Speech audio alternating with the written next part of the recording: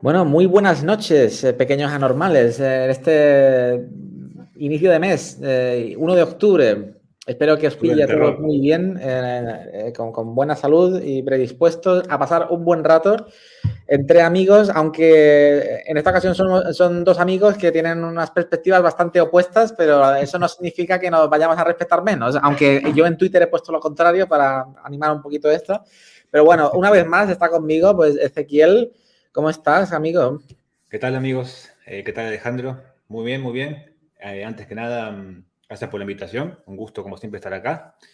Y No, bueno, nada, el gusto es mío que tú vengas aquí, ¿no? En fin, estamos listos para el último un duelo. placer. Sobre todo porque en un principio iba a hablar yo solo de esto y luego tú me escribiste y me dijiste, oye, he visto esta peli y digo, pues ¿por qué no? O sea, vente y lo hablamos. Y luego cuando me dijiste bueno, que no voy a decir lo que te pareció porque prefiero que te lo digas tú, pero me chocó, me chocó así de entrada.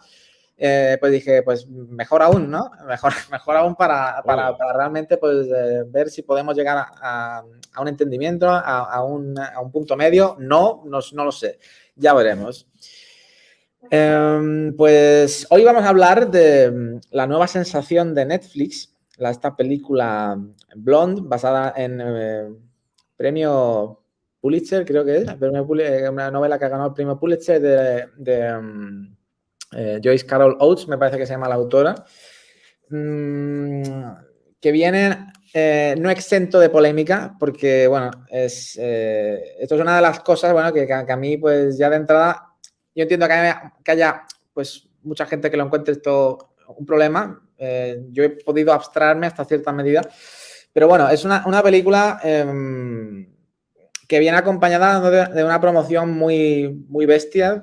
Yo recuerdo, pues, a lo largo de los meses, haber escuchado historias sobre la calificación, un montón de escenas así como muy fuertes, que iba a ser una película muy misericordia, y bueno, pues ahora veremos qué nos ha parecido, pero en definitiva, pues para mí no llega a ser el típico estreno aquí nuevo de Netflix porque bueno, aquí viene un director al que yo le tengo cierto aprecio, que es Andrew Dominic, que es un director australiano que he podido ver todas sus películas y sí le veo una cierta continuidad con el resto de sus trabajos.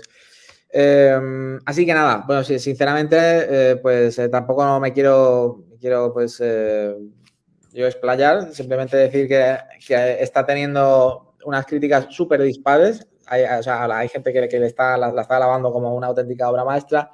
Y los que parece que son más, pues son aquellos que dicen que es incluso algo realmente abyecto, una película deleznable, una película vomitiva y un insulto incluso a la figura de Marilyn Monroe, ¿no? Entonces, pues, sin más preámbulos, yo pues ya te cedo la palabra, Ezequiel, y me gustaría que desarrollaras en detenimiento y sin ningún tipo de prisa tu opinión no sesgada de Blonde, de Andrew Dominic. Sin censura, sin censura. Sin censura, exacto. Bueno, yo, recuerdo haber visto el tráiler en su momento y que me había encantado, hasta que leí una entrevista que le hicieron a Andrew Dominic. La entrevistadora le preguntaba por la película Los caballeros las prefieren rubias, la película de Marilyn Monroe. Y leo que Dominic contesta que esa película es sobre dos prostitutas vestidas elegantemente. Bueno, ya ahí arrancamos mal. Esto fue 2 días antes de la película Blonde, la película rubia. O sea, ya ahí me di cuenta que este director no entendía o no entendió para nada esa película, mucho menos lo que quiso decir Howard Hawks con esa película. Y bueno, y vi la película hace 2 días, 3 días, cuando se estrenó. Y si tengo que calificarla, es para mí una película miserable, así, sin censura. Creo que es justamente cagarse en la figura de Marilyn Monroe, como mucha gente dice. Una figura que está bien, una figura que fue víctima, fue victimizada, pero creo que también acá es como que se la revictimiza, ¿no? A ella. Y creo que eso no tiene por qué ser así, me parece a mí. Mucha gente me dirá, sí, está basada en el libro, está bien, bueno, pero ¿con qué necesidad de hacer eso, no? En la película. La película vemos a los hombres que le ven el culo todo el tiempo, perdón por las palabras, que le ven el culo todo el tiempo, lo vemos que la acosan, la violan. La verdad que a mí eso no me gustó para nada. Creo que se degrada a la figura de Marilyn. También hay un tema que no me gusta, que esto para mí es una burrada, pero esto para mí es una burrada parte del director. Hay gente que le gusta esto, pero está bien, yo no ataco eso, los gustos de la gente. Se cambia en la película cada 2 por 3, del blanco y negro al color y viceversa. No hay ningún tipo de justificación visual, porque todo tiene que tener una justificación visual, o una narración visual que lo justifique. El carácter, la tempestad, por qué se pasa blanco y negro y todo eso, ¿no? También se cambia el aspecto, como se dice en inglés, aspect ratio, ¿no? O sea, pasamos o sea, del tamaño de la pantalla, después se achica, se agranda, de vuelta, sin ningún tipo de justificación. Hay cosas que me gustaron, como las que hablamos antes, el tema del fundido encadenado, cuando están con las sábanas y se encadena con las cataratas, eso me gustó, creo que está bien. Me encantó Ana de Armas, creo que está muy bien ella, pero estos puntos para mí no fueron suficientes, ¿no? Y así como último punto también, creo que la película con lo visual no tiene justificación, no tiene razón, es como también muy dialogativa. Por ejemplo, cuando hablan del tema de los Géminis, ¿viste? El tema de Géminis, somos los gemelos endemoniados, algo así. Es como que la peli te quiere explicar con los diálogos qué es el Géminis, pero ya sabemos qué es el Géminis. No tenés que explicarme con el diálogo qué es un Géminis. Eso a mí no me gusta. Vos sabrás que a mí no me gusta eso, Sí, sí, cuando sí. una O sea, película explica los símbolos, ¿no? Y ya pasa a a ser ti te gusta alegórico. que las imágenes hablen por sí solas, ¿no? Ya que estamos Claro, viendo una película, ¿no? sí. Que esto también es una cosa como que esto lo hablamos también con Cronenberg, el programa La anterior, última ¿no? película. Que es una película cuando te está machacando el discurso de una manera somos muy sobreexpositiva, que parece como que te están dando una lectura de un ensayo más que explicarte, ¿no? Con imágenes y ¿no? Como que parece que te lo quieren dejar todo muy masticado, ¿no? Eso es lo que Claro. a ti realmente no te gusta para nada. Sí, no, eso no, la verdad que no me gusta. Y después el tema de, bueno, de mostrar el feto de Marilyn, y todas esas cosas, para explicarnos que está sufriendo un aborto y todo eso. Muy capaz Terence Malick, ¿no? Con el árbol de la vida, ¿no? Hay un, o sea, sí, le di un punto Terrence Malick a esta película.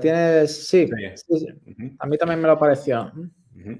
Bueno, y esas cosas, no hay ningún tipo de justificación de la narración visual, y también te explican con los diálogos lo que quiere decir el Géminis, también con el tema de las luces, ¿no? Cuando hay una parte de la película, de hecho, en la película hay varias partes donde se hace hincapié en que la luz, ¿viste? La luz de Marilyn, como a ella le gustaba la luz de los focos, del flash, de las fotografías. Se hace mucho hincapié en eso, como que se repite mucho eso, y ya es como que es sobreexplicativo, ¿no? Ya entendimos que le gusta la luz a Marilyn, ¿por qué me lo tenés que repetir todo el tiempo, no? Bueno, la escena del felatio con Kennedy me pareció de más, Mm. así como también la escena del productor, que es una de las primeras escenas fuertes de la película, que cuando va Es a hacer el breve, ¿no? doctor. Pero es muy violento, Sí, de ver, muy sí, incómodo, muy violento, ¿no? Sí, muy sí, estoy de violento, sí, acuerdo. sí.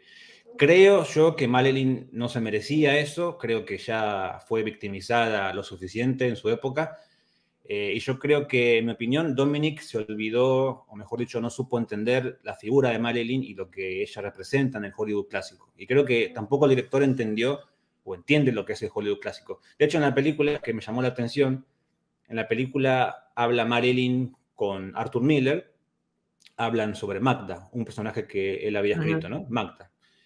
Y Magda era una persona analfabeta, que no sabía leer. bueno, yo opino opino esto de Dominic, que es un tipo que no sabe leer a Marilyn Monroe. Y por eso capaz puso esa escena, ¿no? Es como una autocrítica hacia él mismo. Y de hecho me había gustado a mí en su momento lo que hizo él con esta película anti-western, el El asesinato asesinato de Jesse de... James, ¿no? A mí esa peli me había gustado. Por eso tenía yo esperanza con esta película, ¿no?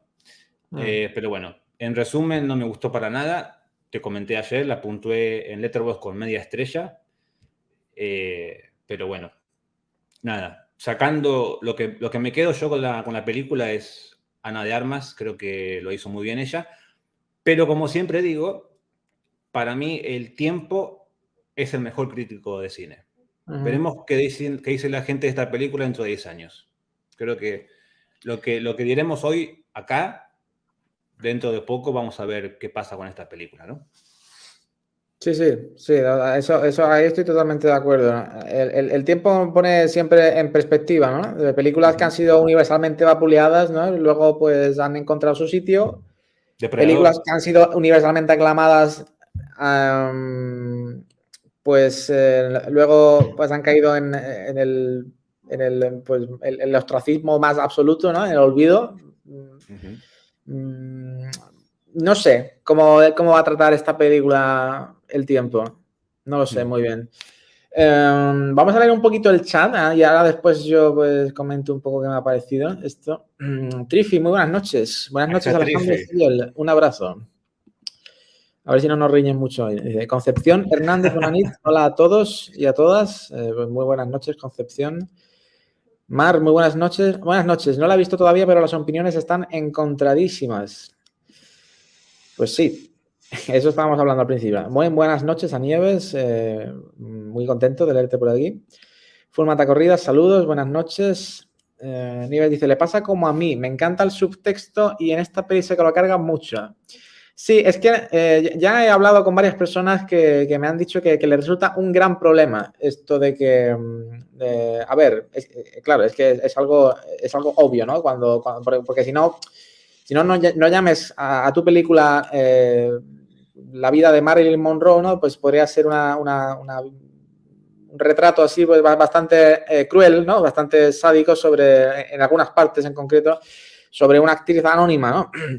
Este argumento, pues sí, lo he escuchado. Y lo entiendo, lo comprendo, pero no, a mí no se me hace absolutamente indispensable. Nieves dice, he leído a una muchacha diciendo que el tema de enseñar el feto y que este hable responde a una campaña antiabortista brutal.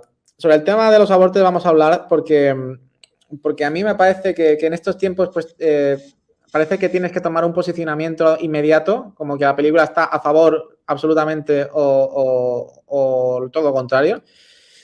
Y creo que este no es el caso. Creo que estamos hablando de un evento unos eventos muy concretos y utilizar una película como plataforma política, pues a mí no me parece bien. No sé, no estoy yo tan de acuerdo con esto. Dice, me alegra ver cada vez más críticas negativas, porque el primer día todo estaba invadido de alabanzas y la verdad es que a mí me parece horripilante, pero en plan mal.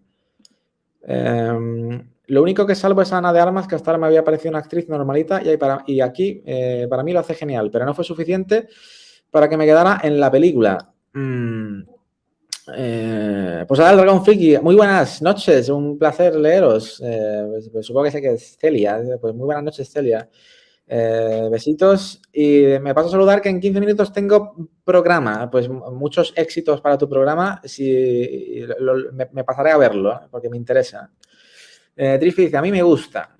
Bueno, pues una vez habiendo tomado pues, una pequeña toma de contacto con vosotros, pues tengo que decir que a mí esta película me ha parecido una de las experiencias más tristes que he visto en una pantalla. A mí me ha afectado mucho esta película. Me afectó mucho al ánimo. En el sentido de que yo me la he tomado y yo creo que está planteada como una especie de cuento de hadas excesivamente retorcido, muy cruel, muy deprimente, centrado en unos aspectos muy negativos y pero en su mayoría de minutos me parece que está justificado, que está justificado al menos desde pues, el planteamiento inicial de la misma película. Me ha recordado a varias películas de David Lynch, en el tratamiento un poco de la protagonista.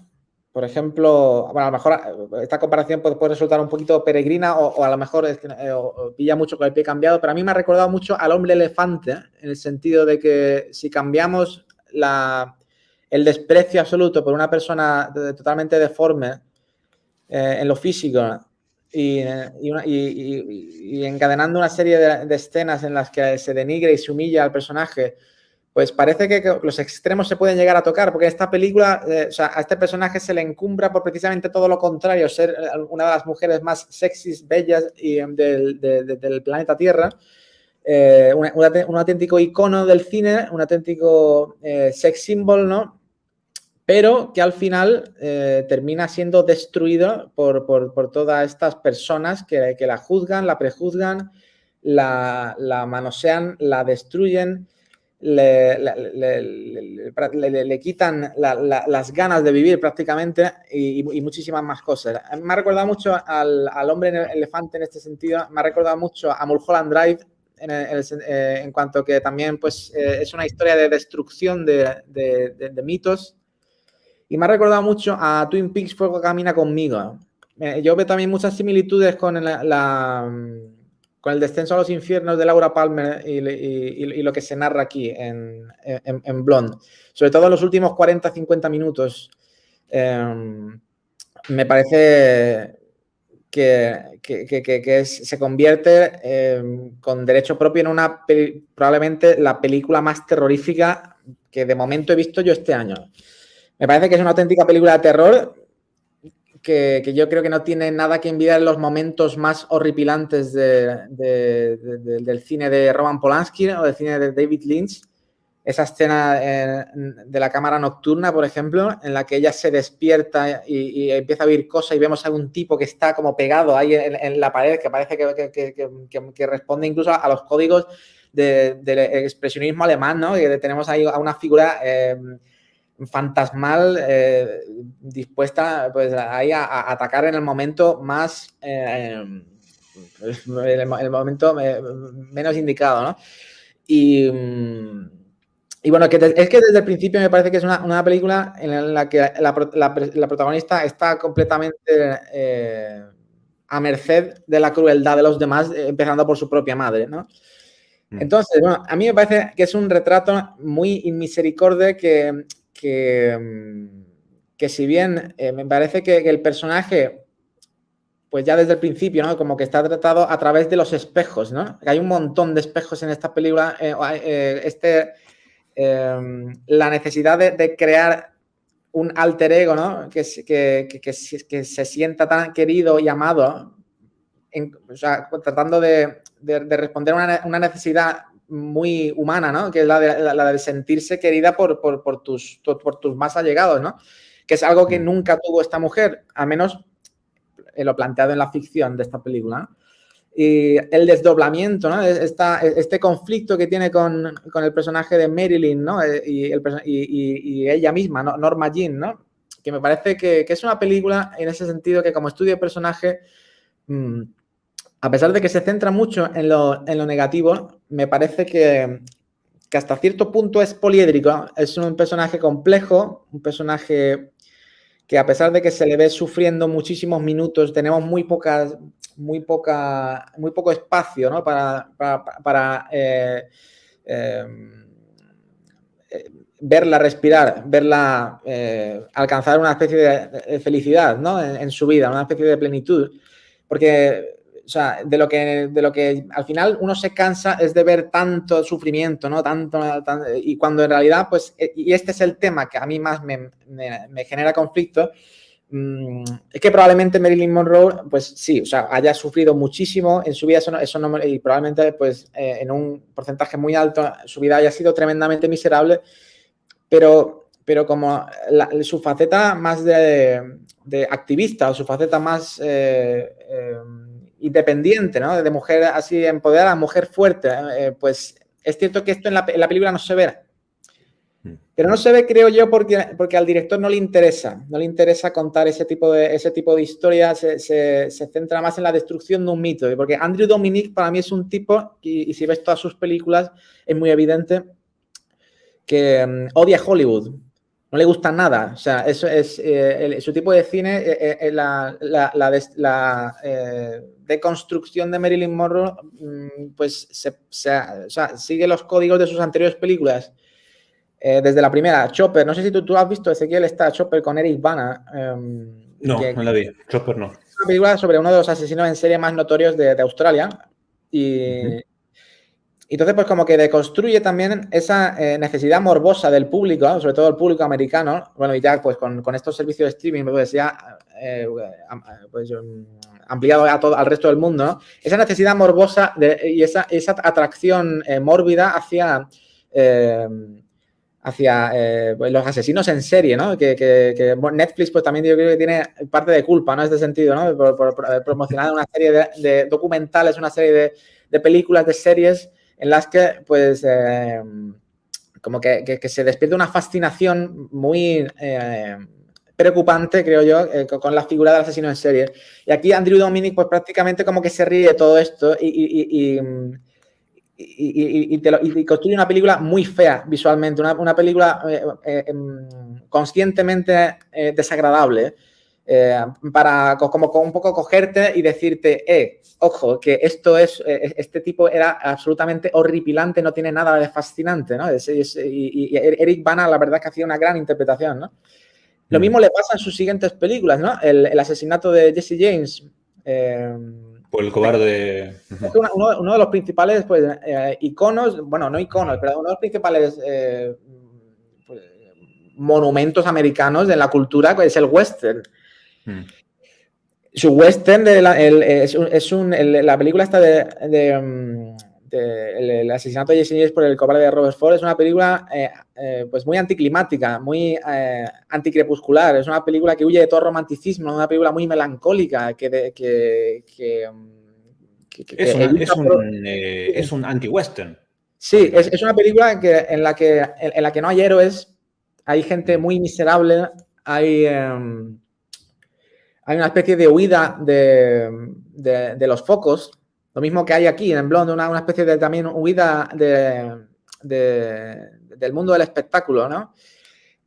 Bueno, en Killing Them Softly, ¿no? En Mátalo Suavemente, la película está su anterior película Blonde, que pues también también deconstruye la misma fascinación que tiene el público americano con los asesinos en serie, con los westerns. Pues aquí coge el relevo con el cine de gángsters, porque en Estados Unidos también hay una gran fascinación con toda la cultura de la mafia, ¿no?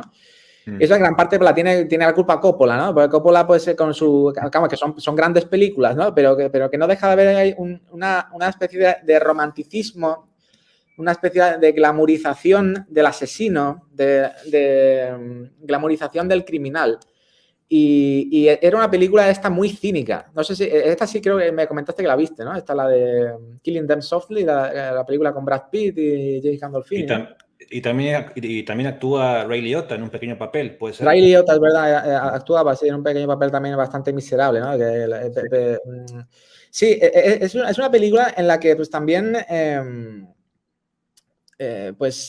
deconstruye el mundo del AMPA de una manera muy cínica, de una manera también muy alejada de lo convencional, del glamour, y en definitiva, pues era una película que ponía el dedo en la llaga en muchos sitios, ¿no? Y también además se estrenó me parece que en periodo de elecciones, o se hizo en periodo de elecciones previa a la toma de poder de Barack Obama, ¿no? Y también pues tenía un cierto caldo de cultivo ahí, ¿no?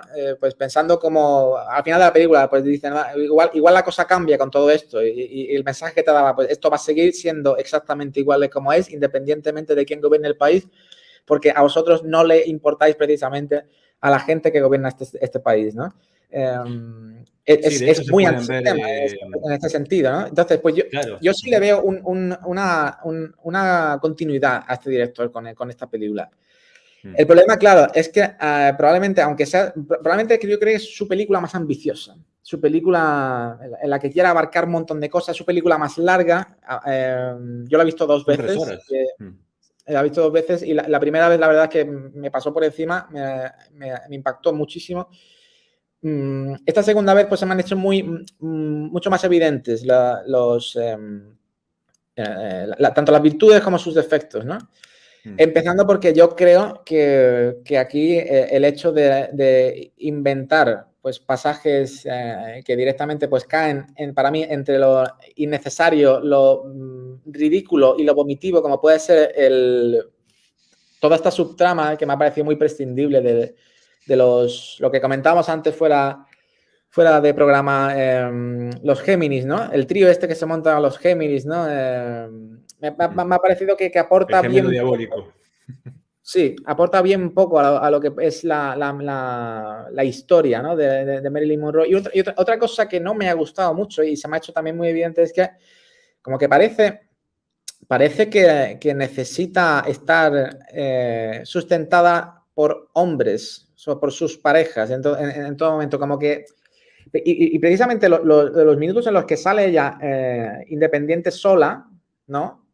Previa al final, son en los momentos ya de la hora del lobo total, que ya le está viendo la boca al lobo, ya le está viendo que el final se acerca y en ningún momento pues vemos una Marilyn Monroe independiente, autónoma, ¿no? Que yo creo que, vamos, yo no soy un gran conocedor, de hecho, soy muy ignorante de su vida, pero soy consciente de que esta mujer, pues evidentemente es un icono de muchas cosas. Y una mujer que luchó por los derechos civiles, una mujer por la que también pues, quiso salirse de Hollywood, montar su propia productora, intentar como olvidar al monstruo que habían creado, ¿no? Porque en cierta manera como que hay una especie de co-creación aquí entre, o sea, es una Marilyn Monroe no deja de ser una invención de los estudios, pero también propiciado por ella misma, ¿no? Esa ansia de fama, ¿no? Que también le gustaba y que al final pues terminó comiéndosele, ¿no? Entonces a mí es que me parece que es difícil evaluar esta película o calificar esta película porque independientemente de lo que te haga sentir, tanto como lo bueno como para lo malo, es una película tremendamente contradictoria, ¿no? Una experiencia muy irregular en la que los picos de calidad me parece que son muy altos, pero que luego tiene escenas que me han parecido directamente bastante bochornosas. Yo creo que tú aquí estás más o menos podemos llegar aquí a un acuerdo. Sí, yo creo que hay escenas que no había que ponerlas, que están de más, como te comenté antes, cuando va a verlo a este productor, que este productor la pone sobre la cama y bueno, la viola básicamente. Sí. Después cuando vemos que ella está sufriendo este aborto, vemos dentro de ella el feto, bueno, y después también cuando le hace este felatio a Kennedy, son cosas que para mí están de más y que no ayudan para nada. Es que parece como que están para crear una conversación, ¿no? Para crear una conversación y que la gente se centre en eso y como que olvide otras carencias, ¿no? Porque la estructura de esta película, a mí me parece, no sé si tú estás de acuerdo, yo creo que es una película que está mucho mejor dirigida que escrita. No estoy tan de acuerdo ahí, porque, hoy leí justamente un hilo de Twitter, una chica llamada, una piba con la remera de Twin Peaks, se llama el usuario, justamente que de esto hablábamos, de Twin Peaks, que ella habla de algo que yo estoy de acuerdo, que en estas últimas películas, sobre todo de Netflix, que se usa mucho estos filtros de Instagram en las películas, ¿no? Sí. La instagramización del cine, o sea, se ponen los filtros de Instagram en las películas, como dije antes, sin ningún tipo de justificación visual. Eso es lo que a mí no me gusta. A mí no me gusta, no digo que esté mal. Sí. Pero a mí no me gusta. Yo cuando veo algo que está, bueno, puede estar bien hecho, los colores, todo, pero si no hay una justificación, es para mí en vano. Eso es lo que a mí tampoco me gusta, ¿no? de esta película. No veo justificación visual. Y estoy de acuerdo lo que decía esta chica. O sea, se Sí. instagrameó mucho el cine. Es verdad que tiene un cierto look, ¿no? Que tienen una, aparte de los aspect ratio, ¿no? Que van variando muchísimo. Lo que es el aspecto visual fotográfico de la película también varía bastante, ¿no? Varía bastante. Hay escenas en las que pues parece que está filmado con celuloide, ¿no? Que hay escenas que tienen mucho grano la película, otras que no tiene absolutamente nada, no es una fotografía muy digital.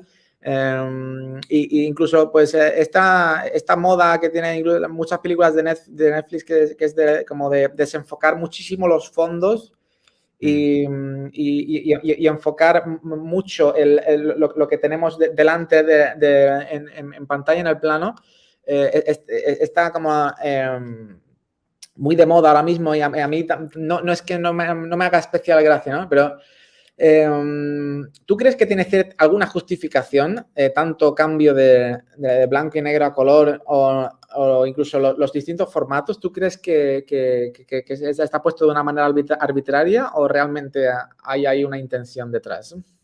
Para mí no la hay. Para mí no la hay. También hay un color que es tipo sepia cuando están, viste, en este incendio ahí en Los Ángeles, cuando pasa la madre con Marilyn chica, niña, ahí se usa el color sepia, ¿no? Pero de vuelta, no veo justificación. Por ejemplo, digo un ejemplo, ¿no? En Caballo de Guerra, al final, Spielberg te hace toda una paleta de colores sepia, pero eso se entiende que es un tributo a John Ford y a los inicios del cine, ¿no? Sí. Uno entiende eso. Ahí está justificado. Y uno cuando lo ve es hermoso. Y además es algo como puntual, ¿no? Claro. Aparte, el caballo, que es un animal importantísimo en el cine, con el western, todo, pero acá no lo veo. Acá no veo ningún justificativo. Otro ejemplo, el faro, que es un aspect ratio chico, por así decirlo, para explicar el encierro de los protagonistas, ¿no? Sí. Pero de vuelta, acá no veo eso. Yo he intentado buscar una especie de patrón y la verdad es que me gustaría decir que he encontrado una justificación, pero no es así. Y esto se me ha hecho bastante frustrante, sobre todo esta segunda vez que está muy pendiente de esto, porque la primera vez como que te avasalla todo esto. Tú ves que cambia muchísimo y tú dices, no sabes muy bien, ¿no? Porque, pero me da la sensación de que casi puedo encontrar un patrón en cuanto que cuanto más, bueno, esto es una cosa como a lo mejor muy obvia, ¿no? Para algunas personas, pero cuanto más comprimida está la pantalla, cuanto más se acerca al formato cuadrado, es realmente cuando Marilyn estaba más oprimida en pantalla. Y justo cuando prácticamente se llena toda la pantalla de formato y podemos ver la imagen con la pantalla casi completa, es casi siempre previo a una decepción muy grande. Como por ejemplo esas escenas en los pasillos de los hoteles, por ejemplo aquella escena en la que piensa que va a conocer a su padre. Allí la escena está prácticamente, o sea, la imagen está prácticamente cubierta, o sea, cubre la pantalla. Y también en otra ocasión, que ahora mismo no recuerdo, también que tiene que ver en un pasillo de hotel también. También recuerdo que estaba como que llenaba completamente la pantalla. Pero ojalá pudiera decir que esto se aplica a todo y no es así. Me ha parecido que, a ver, alguna justificación tiene que haber más allá de lo estético. Porque es cierto que tú algunas escenas tú dices, pues esto yo entiendo que la hayan rodado en blanco y negro porque tiene una estética muy particular, tiene unas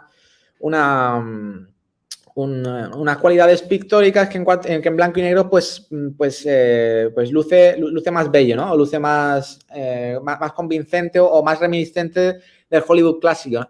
Y en cuanto a las elecciones de por qué blanco y negro y por qué color, pues también lo mismo. Es que también me ha parecido algo que intentaba buscarle el patrón. De hecho, prácticamente podría decir que en muchas escenas el blanco y negro es no solo cuando está actuando el personaje de Marilyn Monroe a lo mejor para alguna prueba o está filmando alguna película, sino que ella se siente que incluso es actriz en su propia vida, ¿no? Pero eso también se repite en las escenas donde pues vemos fotografía en color, ¿no? Como por ejemplo la escena esta en la que visita a su madre en el psiquiátrico después de 10 años sin verla, que ahí pues me parecía raro porque yo estaba viendo a la propia Ana de Armas que su enfoque de actuación en esa escena es como si quisiera que la propia Norma Jean está ensayando para una película. Que se siente que la están observando constantemente, como si estuviera filmando una película eterna. Haciendo un caso, ¿no? Sí. Me daba esa sensación. No sé si a ti te ha ocurrido lo mismo. Puede ser, sí, puede ser, pero como vos decís, puede haber capaz una justificación o dos, pero en 3 horas de película no encontré más, la verdad. Bueno, y que la película es muy larga, ¿eh? Esta segunda vez se me ha hecho muy larga y todo. ¿No? Sí, me parece que se pudo haber. Hay muchas cosas que yo creo que son muy prescindibles. Toda la subtrama está con Robinson Jr., con Chaplin Jr. Más allá de que, bueno, que hay una. Que me lo puede justificar desde el punto de vista del final, ¿no? Del final que al final pues se desvela que realmente el de las cartas de los padres pues no había ningún padre, o sea, que era este señor que prácticamente que es una de las cosas más crueles yo creo que de toda la película, ¿no? Sí. Una cosa que me pareció muy acertada es muy acertada por un lado y muy cansina y muy ridícula por otro, que es que desde el primer momento pues tenemos una escena en la que solo se ve, cuando ella es niña, se ve pues la madre que le está señalando, ¿no? al cuadro del supuesto padre, ¿no? Y en ese plano como que ya te está dando a entender y te está preparando de una manera muy cinematográfica sin necesidad de explicarte, ¿no? Con palabras, que el motor de su vida va a estar siempre dominado por hombres a los que no puede llegar a tocar, en el sentido de que son muy inalcanzables. ¿No? En el sentido de que ellos siempre van a tener las riendas en el sentido de humillarla, denigrarla y usarla a su antojo. Bueno, y que ella realmente durante toda la película pues tiene esta idea de conocer a su padre y de hecho a todos sus parejas, a todos sus amantes o maridos los llama papi, los llama papá, que es algo que me pareció la primera vez que vi la película me pareció que me chirriaba, la segunda te diría casi que es algo casi ofensivo, algo como muy innecesario, casi caricaturesco, ¿no? No sé qué piensas con respecto a esto. Sí, me pareció lo mismo, sí. Es como que si esa foto que decís vos del padre es como que describe ese acercamiento limitado, ¿no? Que tiene hacia los hombres ella. Puede ser, algo así. Es como que nunca encuentra una relación estable, equilibrada. Todo era tremendamente tórrido, tóxico, podemos llamarlo apasionado hasta cierto punto, pero como que nunca encuentra una felicidad con una pareja. Y como que todo está marcado por este trauma, ¿no? de una madre que no solo que la abandona, sino que la intenta matar, al menos en una ocasión que se ve en la película. Y claro, vemos ahí, es la historia de un juguete roto, ¿no? Es la historia de una niña que ya desde la infancia está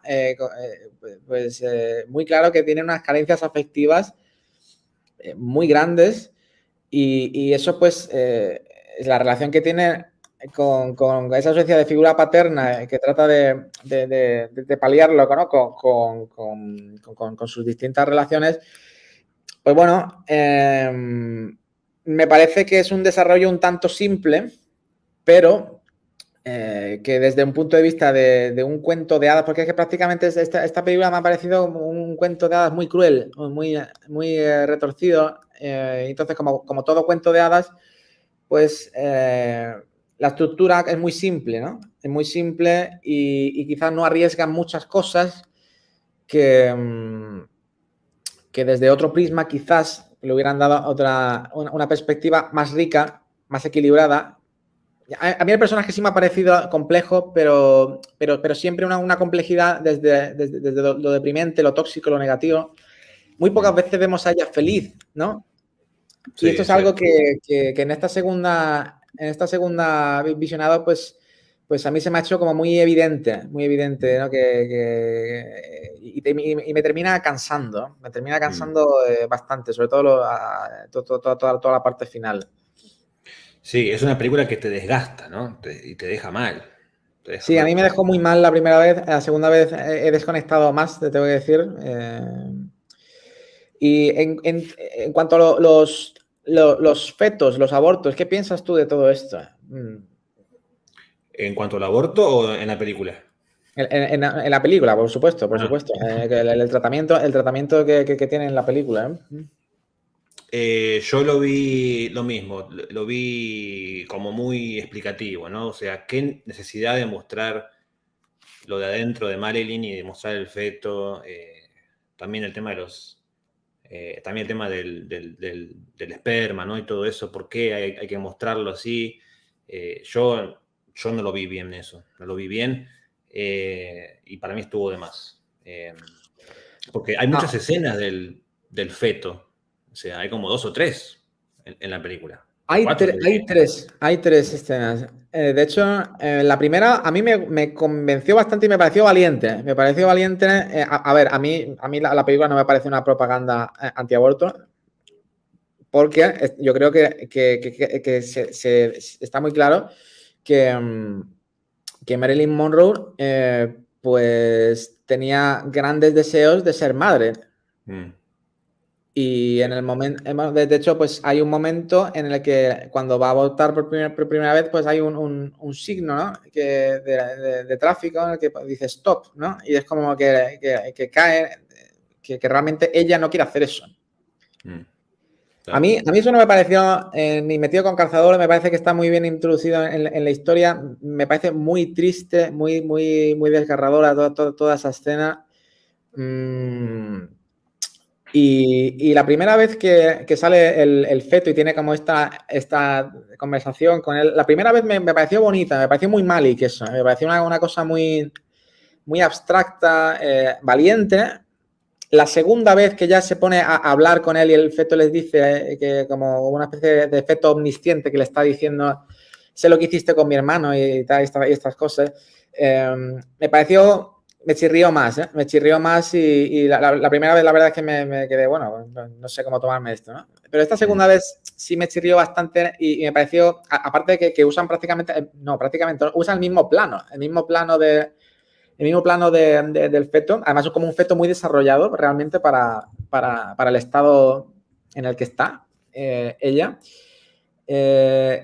Y sobre todo esa escena del feto en todo este segmento con Arthur Miller a mí pues se me hizo un poco, bueno, aparte de que obviamente es repetitivo y un poco pues sobre explicativo, como dices tú, me parece un poco pues que no había necesidad, dado que, a ver, es muy evidente, ¿no?, que ella está dialogando consigo misma, expresando su remordimiento. De hecho, me parece mucho más potente la escena esta del teatro, en la que se dice a sí misma, ¿y para esto has matado a tu hijo? Eso me pareció muy potente. O sea, me pareció una escena que dije, wow, vale. La película no se anda con tonterías en este aspecto.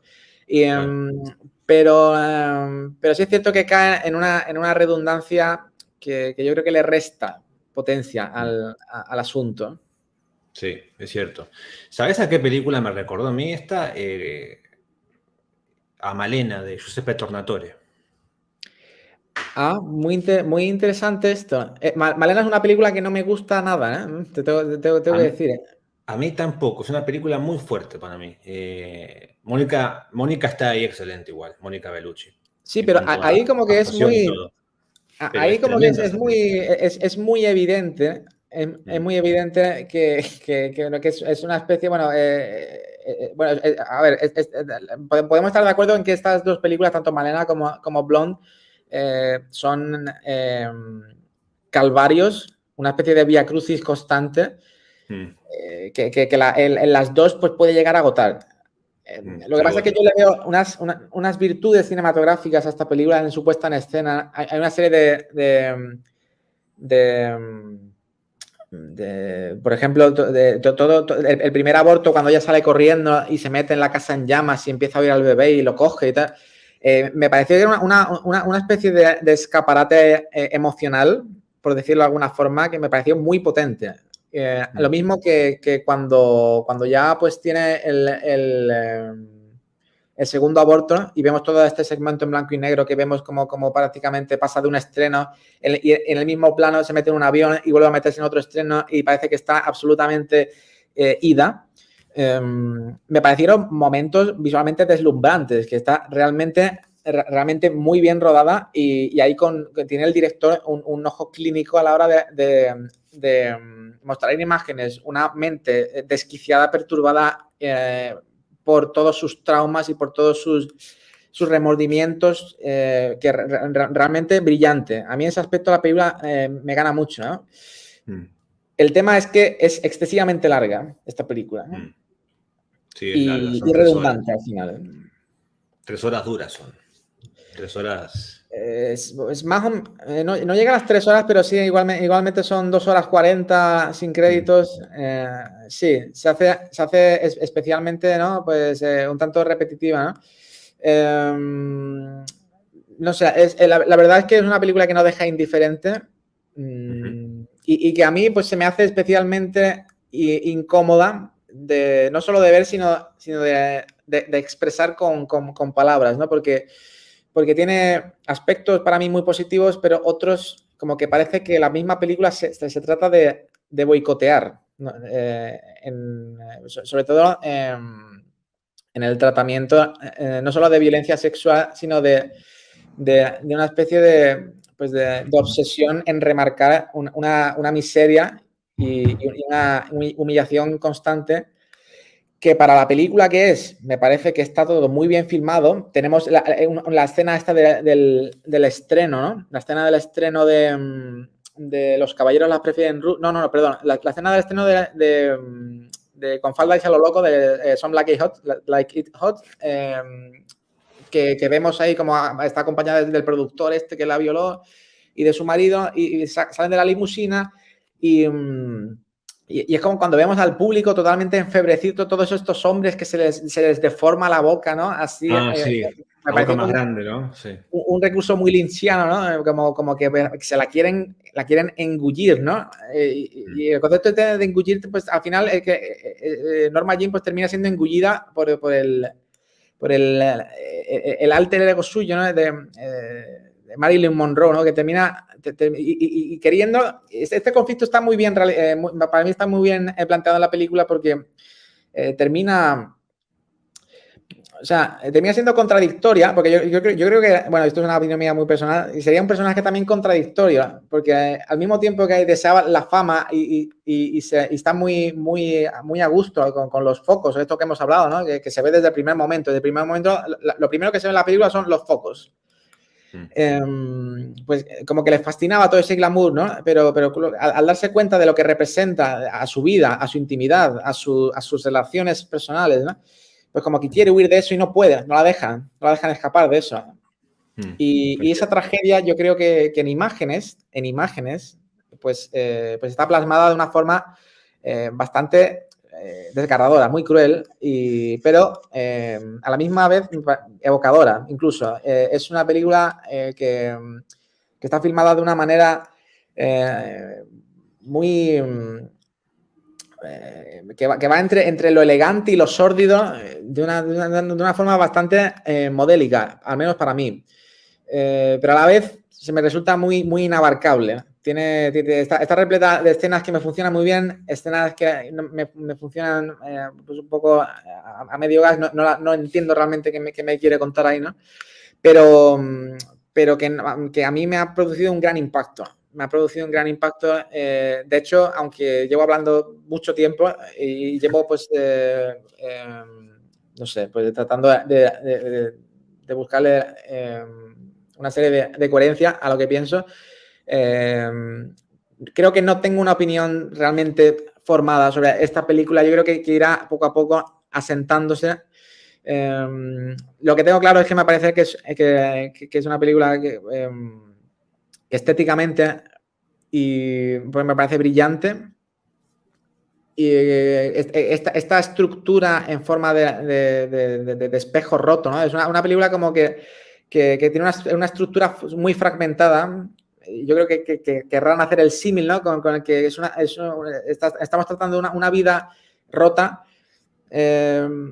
plasmada en imágenes de una forma muy fragmentada, como si fuera un cristal que se va rompiendo. Que bueno, que esto dicho así, pues puede sonar hasta pedante, ¿no? Pero desde el punto de vista del guión, sí es cierto que hay una cierta omisión de aspectos que hubieran enriquecido mucho la película, aspectos positivos, porque es cierto que al final es una película que termina siendo una hora del lobo muy tétrica y al final uno termina pues un poco... bueno, termina de hecho muy parecida al hombre elefante, en el sentido de que cuando ambos personajes mueren, como que parece que están surcando las estrellas, ¿no? Y los créditos pues tienen las dos películas, pues vemos el firmamento, ¿no? Las estrellas en el espacio. Me parece una forma muy poética de terminar una historia tan cruel, sádica por momentos, muy deprimente, pero que a la vez me parece un retrato complejo del personaje, pese a sus carencias de mostrar otras facetas que bueno, yo creo que hubieran engrandecido la película. Es un calvario, como vos dijiste antes, es un calvario. Sí, es una película que es que desde el primer momento no te deja espacio. Bueno, quizá en todo lo relacionado con Arthur Miller, que la película pues sí le ponen como la pareja menos mala, ¿no? En el sentido de que lo vemos como un tío muy pendiente de ella siempre, ¿no? Tal. Ignoro si esto pues fue así en la vida real, pero posiblemente no. Pero bueno, no sé. Es una película que me termina incluso enfadando porque todas las escenas está con Joe DiMaggio que viene con las fotos que le enseñan los dos sinvergüenzas esto. Y dice, bueno, habrá que retirarla del mercado las fotos estas de cuando ella pues tendría que hacer esas fotos pues para comer, ¿no? Y vuelve a la casa y le pega un bofetón y empieza a echárselo en cara todo y ella pues como que ¿qué necesidad tiene de estar desnuda esta mujer que está el mediodía, está ahí en su casa, está prácticamente desnuda y llamándole papi, disculpándose por no tener la casa limpia? Me pareció muy caricaturesca esa escena, me pareció como ¿y esto por qué? ¿Por qué sale esto? No entiendo. Sí. ¿Qué te pareció Adrien Brody, Arthur Miller? Oye, pues me gustó, ¿eh? Me pareció... Lo hizo bien.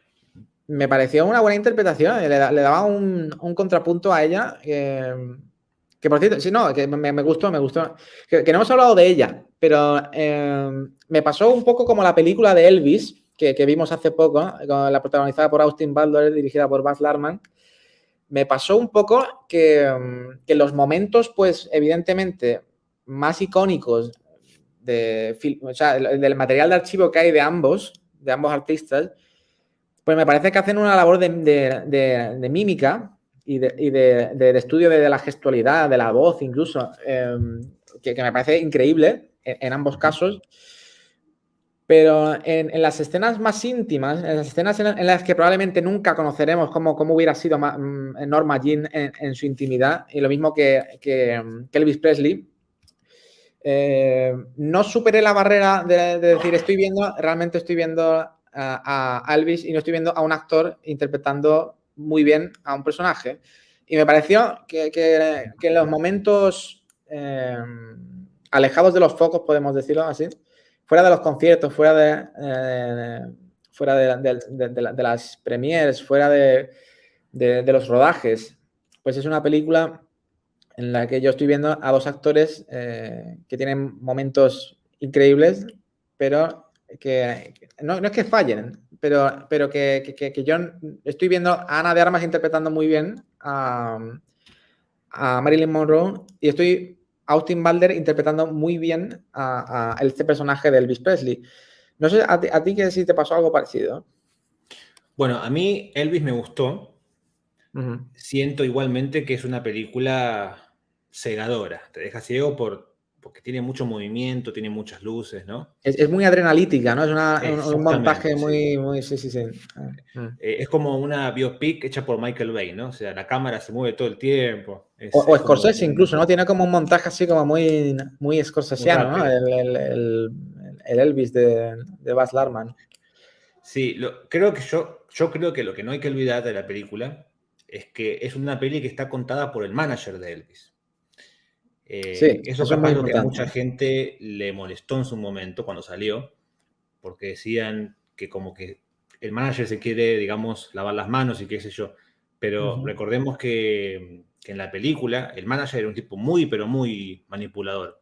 Y yo con lo que me quedé de la película es que, está bien, es una historia contada por el manager, pero el manager nos quiere al público también manipular. Así que yo creo que en ese caso, en el caso de Elvis, creo que está justificado porque está contado por el manager, ¿no? Por el papel de Yeah. Tom Hanks. Sí. Así que yo ahí sí lo veo bien. Esta historia manipuladora, ¿no? Contada por el manager. Igual es injusto comparar las dos películas, pero Sí, obvio. en el mismo año pues hemos tenido dos películas que narran gran parte de la vida de dos, eso, pues de dos figuras emblemáticas, ¿no? de la cultura pop. Bueno, yo creo que son muy distintas, son enfoques muy distintos, pero curiosamente a mí me han producido prácticamente lo mismo, que me han deslumbrado en cuanto a la técnica de mimética, de mímica, de gestualidad, de modulación de la voz incluso, pero que en sus escenas más dramáticas, lo que son escenas propiamente dramáticas, no me han llegado a maravillar, siendo muy buenos ambos. Y probablemente Elvis, dada la naturaleza de la película, me haya gustado más Austin Butler que Ana de Armas, habiéndome gustado bastante. Ana de Armas, y me parece que su papel es difícil. No me parece un rol nada agradecido. Es cierto, sí. Pero.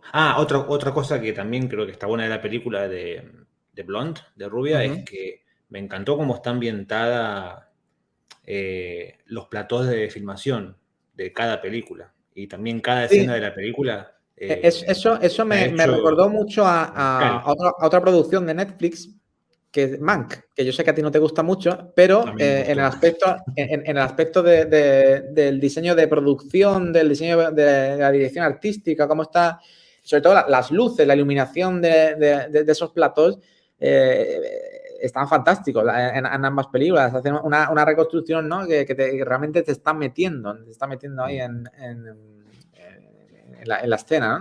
Y también son dos retratos muy turbios del mundo del espectáculo, porque la escena hasta que me recordó mucho a Mulholland Drive, que es la audición que tiene Ana de Armas al principio de la película para el papel este de niñera desequilibrada, ¿no? Que me recordó mucho a la audición que tiene Naomi Watts en Mulholland Drive, que están practicando esta escena de amor con un hombre mucho mayor que ella y están todos ahí como súper pendientes. Hace mucho la Y vi. vemos que ella lo da absolutamente todo. Yo creo que es una de las mejores escenas de la película, en el sentido de que vemos a ella que se está desviviendo absolutamente y está poniendo mucho de su cosecha, mucho de todo lo que llevaba vivido esa chica, ¿no? Y lo ves en sus ojos, estás viendo el sufrimiento porque prácticamente está interpretando a su madre. Y a mí me pareció un intercambio de roles muy jugoso. Y para mí lo más descorazonador de esa escena es cuando ella ya, pues, súper estresada, que ven que igual no la van a contratar, le pregunta empiezan a hablar, luego ella se va, ¿no? Y empieza a hablar el productor, el director, ¿no? ¿Qué opina, no? Dice, no, parece una enferma mental, ¿no? No tiene técnica. Y dice, bueno, ¿tú qué piensas? Y dice, ¿qué culo tiene, ¿no? Sí. Y claro, tú te quedas así como, claro, es... Mm. A ver, es que se nota mucho que esta película la ha hecho un tipo que odia Hollywood. Y eso queda como muy, muy, muy claro y a lo mejor lo subrayan demasiado, ¿no? Pero esa escena en concreto me parece que es una de las mejores de la película. No solo porque ahí tú estás viendo cómo, hasta qué punto la madre la ha influenciado de tal forma que ella, paradojas de la vida, está interpretando un papel en el que perfectamente podría haberlo hecho su madre cuando ella era pequeña, ¿no? Sí, total. Es un tipo, en mi opinión, Dominic es un tipo que para mí odia Hollywood, pero que también tampoco lo entiende a Hollywood para mí. Para mí acá esta película no entiende el Hollywood clásico. Y leí una crítica en Letterboxd que la verdad que me gustó mucho y comparto. Esta película es la antítesis de la última de Tarantino, Una vez en Hollywood. Porque en la película de ¿sí? de Tarantino, en la película, Sharon Tate le está pidiendo a Tarantino que la deje vivir. Déjame Sí. vivir, le dice, de forma narrativa visual, ¿no? Y la vemos a Sharon Tate, perdón, a Sharon Tate, la vemos haciendo cosas cotidianas, Sí. cosas que está ella llena de vida. O sea, ella le está pidiendo a Tarantino que la deje vivir, ¿no? Pero esta película es todo lo contrario, o sea, es la antítesis perfecta de Una vez en Hollywood, ¿no? La de Tarantino. Pues me parece una reflexión muy, muy, muy acertada, porque es cierto que uno puede pensar, digo, bueno, ya que estás jugando la carta, ¿no? Un poco, vamos a decir ya directamente, sucia, ¿no? Porque estás reformulando la victimización de un personaje, no de un personaje, de una persona que no se puede defender. Una figura, claro. Sí. Ni ella, ni familia suya. O sea, ya toda la gente que ha vivido todo el furor, toda la época de Marilyn Monroe, ella no tiene ningún pariente, ¿no? Ella no tiene, ya están todos muertos. Es que Que yo sepa, no. incluso los Kennedy están todos muertos. O sea, no puede, nadie puede, o sea, y me parece un poco, claro, que es donde a mí la película también me pierde, ¿eh? Que ya que estás haciendo una ficción, utiliza la ficción, ¿no? Pues para dotar de unos ciertos claroscuros, ¿no? Que no todo sea excesivamente tétrico ni deprimente, ¿no? Lo mismo que Tarantino usó la ficción, ¿no? Para salir airoso de una jugada, yo creo que es muy, muy difícil, ¿no? Que el final de toda esa película. Aquí, pues, podrían haber planteado de otra forma, ¿no? Pero conociendo a Dominique y conociendo de dónde venía, es un tipo especializado en desmitificar tragedias. Y lo hizo con los asesinos en serie, lo ha hecho con el western, lo ha hecho con la mafia y ahora pues con un icono del cine, de la cultura pop, como fue Marilyn Monroe, ¿no? Sí. Es difícil, ya te digo, enfrentarse a esta película, porque yo creo que se está cayendo en el error de encumbrar en demasía y por otro lado, defenestrarla dejándola desprovista de cualquier valor. Y yo creo que es una película que se pueden sacar muchas cosas positivas, pero vamos, ya te digo, es opinión mía personal. Veo esta película como una visión muy sesgada de una historia. Y ya te digo, si esta película pues hubiera sido sobre una actriz anónima, una ficción completamente escrita desde cero, pues yo creo que a mí me hubiera funcionado mucho mejor. Incluso desprovisto de un contexto que, bueno, estoy viendo que a mucha gente le resulta imprescindible. Pero claro, otra vez, no tiene ni el gancho, ni tiene el morbo de estar viendo lo que vemos aquí. Y es un poco también lo que a mí me termina escamando. Pero ya te digo, para mí cinematográficamente me parece brillante. Me parece que no estoy hablando del guión ni de la historia, sino la forma de plasmar una tragedia en imágenes, una especie de gran tragedia americana.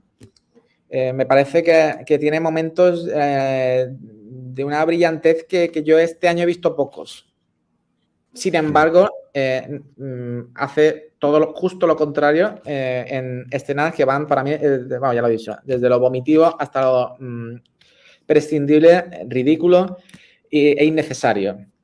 Pero bueno, o sea, yo creo que igual ya me estoy repitiendo un poco.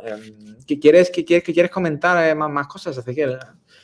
No, pero como dijimos antes, que creo que estamos de acuerdo, el tiempo es el mejor crítico, ¿no? Vamos a ver qué pasa con esta película dentro de 1 década, 2 décadas. Sí, yo creo que sí, viejos. va a ser interesante. Yo creo, lo mismo que tengo que decir que la película de Elvis me parece que sufre de un blanqueamiento como muy conveniente en ciertas partes, independientemente de quién narre la historia, ¿no? Pero me parece que es como estos biopics autorizados, ¿no? Estas biografías autorizadas por la familia, ¿no? Y esta película peca de todo lo contrario. Peca de prácticamente faltar al respeto, bueno, a figuras históricas